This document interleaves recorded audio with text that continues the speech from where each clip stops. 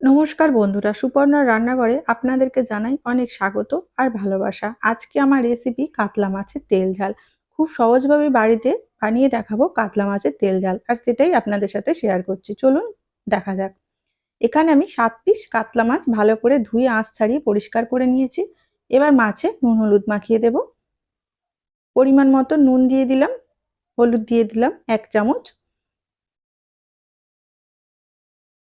ভালো করে মাছে নুন হলুদটা মাখিয়ে নেব। হয়ে গেছে মাখানো। এখানে আমি পেঁয়াজ কুচিয়ে নিয়েছি, কয়েকটা রসুন আর একটু আদা, দুটো কাঁচা লঙ্কা নিয়েছি। এদিকে নিয়েছি দুটো বড় সাইজের টমেটো কেটে। টমেটোটা আমি পিউরি বানিয়ে নেবো আগে। একটা মিক্সিং জারে দিয়ে দিলাম টমেটো। টমেটো পেস্ট হয়ে গেছে।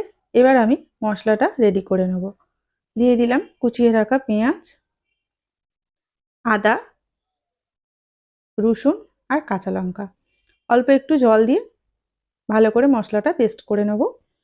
মশলার পেস্ট রেডি হয়ে গেছে। এদিকে গ্যাসে আমি একটা কড়া বসিয়ে পরিমাণ মতন তেল দিয়ে দিয়েছিলাম। তেল গরম হয়ে গেছে। এবার একে একে মাছগুলো দিয়ে দেব। মাছগুলো ভালো করে ভেজে তুলে নিয়েছি। বাকি যেটা ছিল সেটাও দিয়ে দেব। সমস্ত মাছ আমার ভাজা হয়ে গেছে।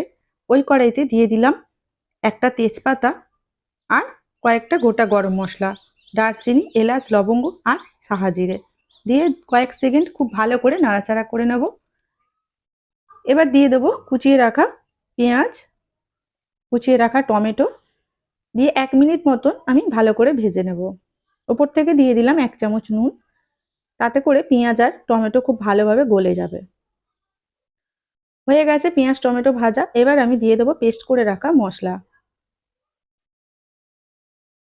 আবারও খুব ভালো করে নাড়াচাড়া করে নেব। দিয়ে দিলাম টমেটো পিউরি। সমস্ত মশলা একসাথে মিশিয়ে নেব।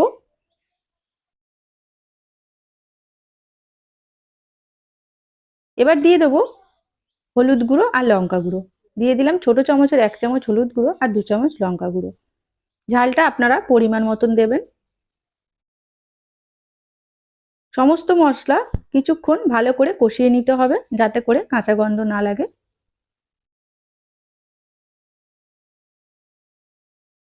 মশলা কষানো হয়ে গেছে, দেখতেই পাচ্ছেন মশলা থেকে তেল ছেড়ে দিয়েছে। এবার দিয়ে দেবো ওপর থেকে কুচিয়ে রাখা ধনেপাতা। ধনেপাতা দিয়ে কয়েক সেকেন্ড খুব ভালো করে নাড়াচাড়া করে দিয়ে দেব জল। এখানে আমি একটা ছোট বাটি নিয়েছি, 2 বাটি জল দেব, বেশি জল লাগবে না।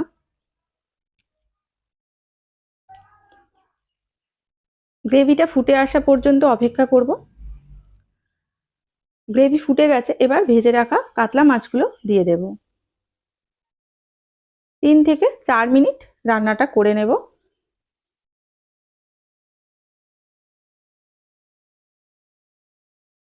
ফিরে এলাম 3 থেকে 4 মিনিট পর। দেখুন কাতলা মাছ একদম রেডি হয়ে গেছে। আশা করি আজকের রেসিপিটা আপনাদের ভালো লাগবে।